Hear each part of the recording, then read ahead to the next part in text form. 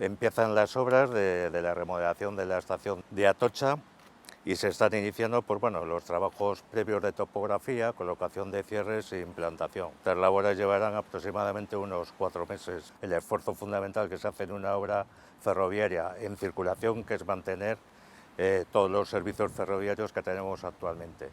Sí es cierto que se reducirá. La explotación es la misma, pero sí se reducen las vías a únicamente 2 vías generales que ocuparán los andenes del lado Paseo de Francia.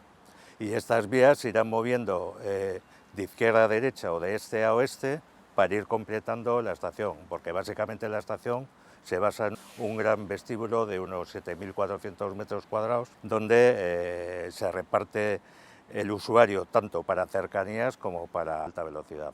Sobre la estación construimos los nuevos andenes y se colocan las nuevas vías. Y esas vías van cubiertas por una plaza que quedará a la altura de la primera planta del antiguo edificio de Tabacalera, y el edificio actual de la estación se mantendrá como acceso a alta velocidad y a cercanías, y se ampliarán dos plantas más. Arquitectónicamente este proyecto, lo mismo que tiene la singularidad de mantener la circulación y la explotación de las vías, también mantiene el valor histórico tanto del pórtico de la Estación del Norte como de la marquesina que tenemos aquí detrás.